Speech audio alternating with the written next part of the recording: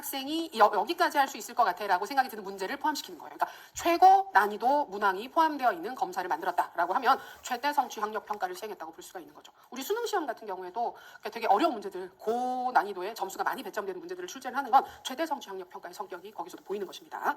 자, 이건 어디에 쓸 수 있을까요? 변별할 때.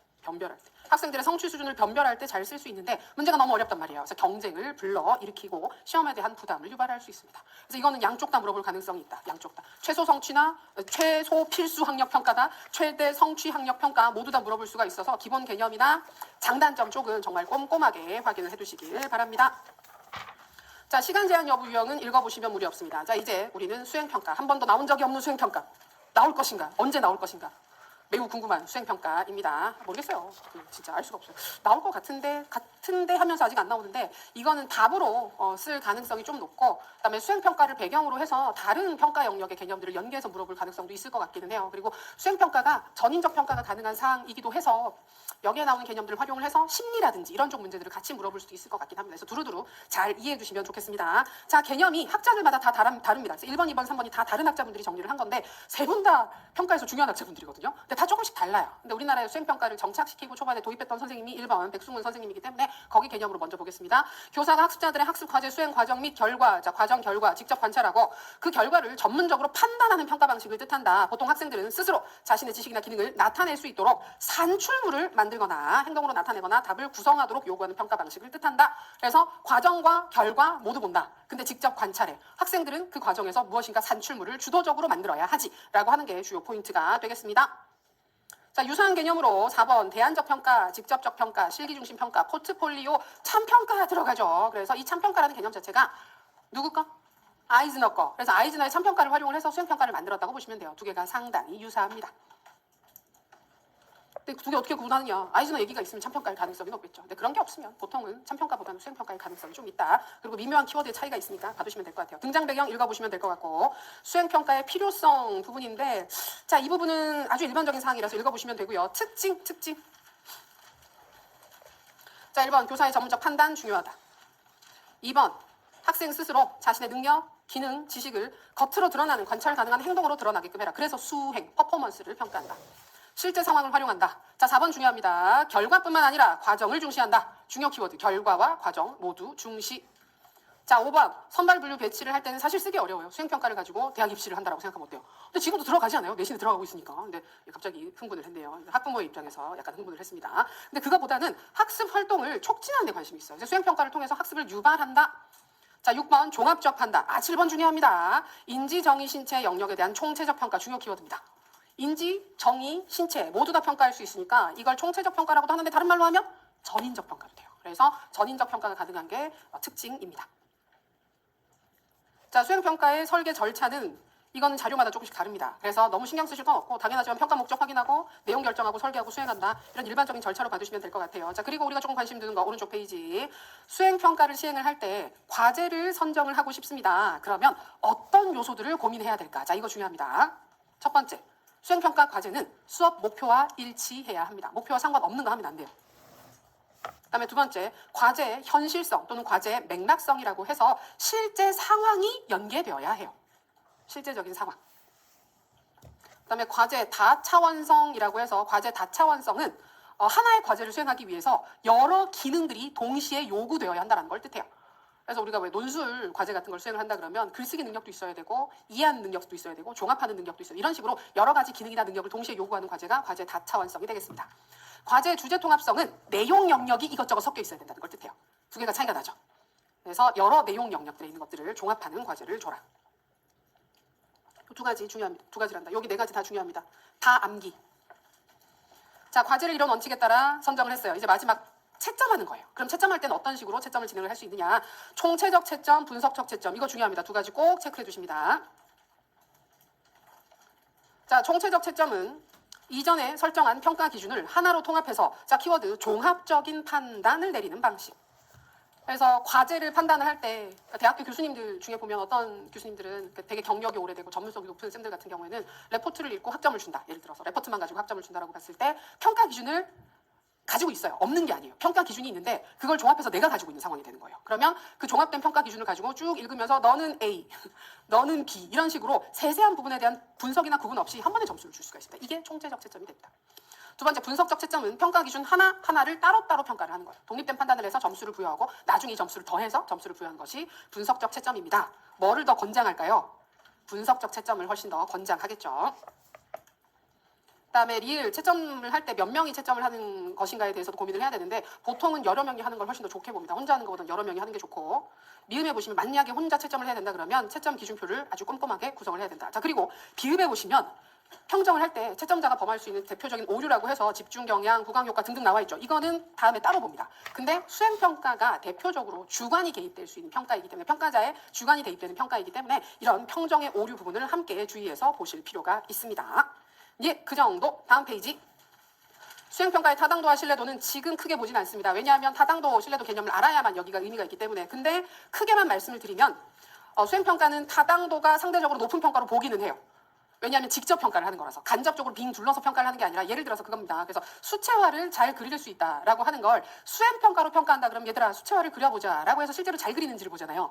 근데 수채화를 잘 그린다라는 걸 간접적인 방식으로 지필검사로 볼 수도 있어요. 그러면 수채화를 그릴 때 지켜야 되는 주의점 중에서 옳지 않은 것을 골라라 라와 같은 지필검사로 볼 수가 있죠. 뭐가 더 타당성이 높을까요?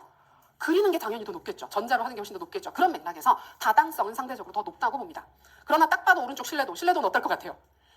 그 평가를 하는데 주관이 개입될 수 있잖아요. 그럼 한 사람이 평가를 해도 결과가 일관되게 나오지 않을 것 같고 여러 사람이 평가를 해도 결과가 일관되게 나오지 않을 가능성이 좀 높습니다. 그래서 신뢰도는 좀 주의해서 봐야 한다라는 식으로 평가를 해요. 그래서 여기서 채점자 간 신뢰도, 채점자 간 신뢰도 개념 나오는데 이 부분도 역시 그 양호도를 할 때 더 정확하게 봐두시면 되겠습니다. 자 아래쪽에 보시면 수행평가의 장단점 나오죠. 여기는 마음에 드는 거 체크해야 됩니다. 장점. 첫 번째, 평가와 교수 학습의 연계성이 높다. 체크. 두 번째, 목표 달성 여부를 그래도 직접적으로 평가를 할 수가 있다. 이거 괜찮습니다. 세 번째, 고등사고 능력 측정에 적합하다. 이것도 좋습니다. 그 다음, 결과뿐만 아니라 과정도 평가한다. 이거 특징에서 다 봤던 것들이죠. 특징이자 장점입니다. 자, 그리고 종합적이고 전인적인 평가 가능하다. 체크. 자, 단점, 더 많은 지식과 노력, 시간이 필요합니다. 문항을 만들고 실천하고 채점하는 데 있어서 굉장히 많은 시간과 노력이 투입되게 됩니다. 근데 선택형 검사, 우리 그 객관식 선다형 검사들 있잖아요. 그런 검사랑 비교를 해서 보면 결과의 객관성이나 일관성 등이 떨어질 위험이 있습니다. 그 정도입니다. 그 정도 체크. 아직 안 끝났어요. 수행평가가 안 끝났어요. 조정하고요. 수행평가까지만 마무리를 하죠. 중간에 끝나는 건 좀 애매하니까. 자, 수행평가의 방법 나옵니다. 여러 가지 방법들 있죠. 보시면 지필검사를 제외한 대부분의 것들이 수행평가의 방법이 된다고 볼 수가 있어요. 그래서 마음에 드시는 거 두세 개 정도 찍어서 기억을 해두시고 절대로 놓쳐서는 안 되는 게 뭐다? 포트폴리오. 그래서 나머지는 개념 하나하나 보지 않아도 명칭 말씀들이 기억하셔도 답으로 쓸 수 있는 사항들인데 자 포트폴리오 같은 경우에 아래쪽에 따로 정리를 하고 있습니다. 9번 수행평가의 방법 포트폴리오. 자 개념 여러 가지가 있는데 기억, 학생 개개인의 목표와 관심의 정도를 파악할 수 있는 장기간에 걸쳐 수행한 과제의 모음집이다. 자 특징 부분 의미 있는 거. 자 기억, 포트폴리오를 쓰면 수업과 평가를 유기적으로 연계해서 학생의 성취도를 평가할 수 있다. 수업과 평가의 연결. 니은 아주 좋습니다. 학생이 자신의 강점과 약점을 정확하게 파악하는 데 도움이 될 수 있습니다. 그리고 포트폴리오는 평가를 시행하기 위해서 한순간 어떤 활동을 하고 끝나는 게 아니고 그 평가를 준비하기 위해서 한 학기 내내 학생이 정보를 스스로 정리하고 모으고 그런 활동들을 계속 해야 돼요. 그렇기 때문에 능동적으로 참여를 하게 되고 학습에 대해서 책임을 지게 만듭니다. 평가 과정에 더 많이 참여시키는 것도 특징이자 장점이 될 수 있습니다. 제가 예전에 아까 말씀드렸던 백승문 선생님 수업을 들은 적이 있는데 수업 들을 때 평가를 포트폴리오로 하셨어요. 포트폴리오로 하셔서 마지막이 연구 계획서 발표하는 수업이었었는데 연구 계획서를 발표하는 건 결과잖아요. 근데 그 결과와 과정을 동시에 평가를 해야 되기 때문에 이 결과를 만들기 위해서 네가 한 학기 내내 했던 모든 중간 산출물들을 모아서 하드카피와 소프트카피로 제출을 해라 라고 하면 내가 읽었던 모든 논문 자료와 그걸 읽고 정리했던 나의 자료와 그걸 발표 자료를 만들기 위해서 준비했던 모든 활동들과 발표 자료와 이 모든 것들을 다 출력을 해서 그 책자로 만들어서 책자는 아니고 모아서 자료집을 만들어서 가지고 가고 그걸 파일에다가 다 집어넣어서 소프트카피로 제출하는 게 이제 마지막 그 평가 방식이었습니다. 그래서 발표를 하고 나서 그 자료를 언제까지 제출을 하라고 하니까 저는 그때 모아뒀었던 그 자료를 모아보니까 그 클리어 파일 있잖아요. 클리어 파일이 약간 차더라고요. 그렇게 많이 차진 않았고 이제 약간 차고 그러니까 이 정도 실제로 했으니까 그래서 하고 그다음에 뭐 읽었던 논문 자료들 다시 뭐 그 USB나 이런 걸 만들어서 이렇게 들고 갔단 말이에요. 근데 연구실 앞에 갔더니 저가 아닌 다른 쌤들 같은 경우 박스를 이렇게 들고 와서 큰일 났다. 난 여기서 뭔가 내 학점은 이러면서 느꼈던 게 선생님들이 박스를 이렇게 막 가지고 오셔서 바깥에 박스가 쌓여 있는 거예요. 왜냐하면 미리 제출하신 분들이 방을 가득 채워가지고 그 연구실에 태울 수가 없어서 바깥에 이렇게 쌓아두셨더라고요. 지금 가서 다시 뭘 해올 수도 없고 하는 마음에 그걸 제출을 하면서 저 자신의 장점과 약점을 스스로 파악할 수 있었습니다. 그래서 아 그렇구나, 좀 더 티가 나게 열심히 했었어야 되는데 그 결과를 너무 내가 쉽게 봤다라는 걸 깨닫고 예 그랬었어요. 그게 포트폴리오입니다. 그런 식으로 어떤 하나의 결과를 만들기 위해서 수행하게 되는 그 모든 것들을 모아서 평가를 하는 게 그런 장점을 가지게 됩니다. 자, 그래서 장단점 체크하겠습니다. 장점, 특징에 나왔던 것들이 다시 반복되는데요. 기억을 보시면 학생 스스로가 변화 과정을 안다. 강점, 약점, 성실성의 여부, 가슴이 뜨끔뜨끔하네요. 잠재 가능성 등을 인식할 수 있게 해줍니다. 자, 그리고 이걸 하나하나 모으는 과정에서 니은을 보시게 되면 인내심, 책임감, 자기주도성, 창의성 등을 키울 수 있어요. 좀 더 창의적으로 만들 걸 이라는 생각도 있어요. 클리어 파일에다가 찍찍 끼워 넣지 말고 저는 나름 창의적으로 한다고 했던 게 그러면 내가 읽었던 부분들을 강조해서 하이라이트를 하고 태그를 붙이고 요약을 하면 너무 진실되겠단 말이에요. 근데 더 눈에 띄는 방식을 만들 필요가 있었습니다. 후회를 했습니다. 자, 그리고 디귿에 보시게 되면 교사가 학생의 과거와 현재 상태를 모든 정보들을 통해서 파악할 수 있기 때문에 더 잘 이해할 수 있고 발전 방향에 대해서 조언을 할 수 있습니다. 이거 좋습니다. 아주 좋습니다. 그래서 기억, 니은, 디귿 잘 체크. 자, 단점. 근데 이거 학생도 많이 모아야 되지만 그 박스를 이렇게 쌓아둔 걸 보면서 저걸 언제 다 평가하시지라는 생각을 했단 말이에요. 그래서 평가하는 사람 입장에서 많은 시간과 노력이 소요될 수 있습니다. 그다음에 방향성이 선명하지 않으면 그냥 자료철 모아뒀을 뿐인 자료의 수집이 될 수밖에 없습니다. 그 다음에 그렇기 때문에 미음 보세요. 대규모 실시가 어렵습니다. 당연한 얘기입니다. 그 정도. 유형에 보시면 이것저것 나와 있긴 한데 제가 그걸 참 애매해서 여기다가 넣고 싶은데 넣을 수가 없었던 것 중에 하나가 그 과정 포트폴리오, 결과 포트폴리오 있잖아요. 그거를 일상적으로 쓰긴 하거든요. 근데 교육학 영역에서 아마 전공 교과 교육론에서는 그렇게 보시는 분들이 있을 텐데 일반 교육학에서는 그게 흔하게 나타나진 않아요. 그래서 과정 포트폴리오라고 해서 프로세스 폴리오라고 불리는 것도 있어요. 과정 포트폴리오가 있고 그다음에 결과 포트폴리오라고 하는 게 있는데 과정 포트폴리오가 아까 말씀드렸던 것처럼 하나의 결과물을 만들기 위해서 필요했던 모든 과정들을 다 모아서 보여주는 게 과정 포트폴리오고 결과 포트폴리오는 결과를 여러 개 순차적으로 모으는 거예요. 그래서 보면 우리가 음악이나 미술 쪽에서 예술하시는 분들이 나의 작품집이야 라고 해서 1년 전에 그렸던 거, 최근에 그렸던 거 쭉 모아두게 되면 그게 포트폴리오가 되잖아요. 그건 결과 포트폴리오죠. 그 작품 하나를 만들기 위해서 내가 했었던 모든 과정을 보여주게 되면 과정 포트폴리오가 되는 거고 이런 식으로도 구분을 합니다. 용어 자체는 그냥 봐두시면 괜찮을 것 같습니다. 루브릭까지 봅니다. 왜냐하면 루브릭은 수행평가에 붙어있는 친구이기 때문에 자, 루브릭이라는 용어는 많이 들어보셨을 것입니다. 자, 그래서 어원은 참고해서 봐주시면 되겠고 2번 교육학적 개념 기억 학생들의 과제를 평가하는 데 필요한 평가 안내서입니다. 그래서 얘는 평가 도구예요. 학생들에게 루브릭으로 평가를 시행하는 게 아니고 얘들아 루브릭으로 뭘 해와 이게 아니고 어떤 과제를 수행해 오든지 간에 그걸 선생님이 점수를 부여하기 위해서 사용하게 되는 채점 기준표, 채점 도구 같은 것이 루브릭이 됩니다. 그래서 그 평가 안내서고 여기 디귿을 보시면 하나의 과제나 활동을 통해 학생들이 만든 작품을 준거에 따라 목록화하고 등급을 결정하고 점수화하기 위한 도구에 해당한다. 그래서 오른쪽 페이지 4번 이거는 중요합니다. 그럼 루브릭에는 반드시 무엇이 포함되어야 하느냐? 기억. 자, 과제, 활동에 관련된 중요 영역과 특성, 과제에 관련된 중요 영역이나 중요 특성. 그다음에 니은 각 영역을 평가하는, 평정하는 수치나 척도. 자, 수치나 척도. 그다음에 디귿 각 수준에 대한 수행의 수준에 대한 구체적인 지표 요 세 가지가 중요합니다. 반드시 루브릭에 포함되어 있어야 하는 요소라서 요 정도는 중요하다. 그다음에 루브릭의 특성 파트는 읽어보시면 무리가 없고요. 우리는 마지막 그거 봅니다. 루브릭의 종류. 여기는 앞에서 봤던 수행평가에 채점할 때 나왔던 총체적 채점과 분석적 채점이 있었죠. 그거랑 거의 같은 개념이 총체적 루브릭과 분석적 루브릭이라는 이름으로 루브릭에도 똑같이 존재합니다. 그래서 거의 유사한 개념이라서 같이 봐두시면 돼요.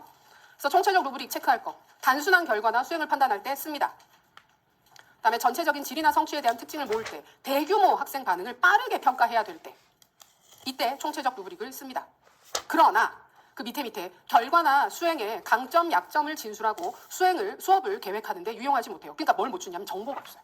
수행과 관련된 구체적인 정보를 주지 못한다는 게 한계가 되겠습니다. 자, 그와 반대로 분석적 루브릭 개념은 똑같죠. 그 각 항목별로 독립된 점수를 부과한 다음에 그걸 더하면 분석적 루브릭이 될 수 있습니다. 자, 복잡한 수행을 판단할 때 좋고요. 수행의 강점, 약점에 대한 정보를 줄 때 유용합니다. 체크 이거 중요합니다.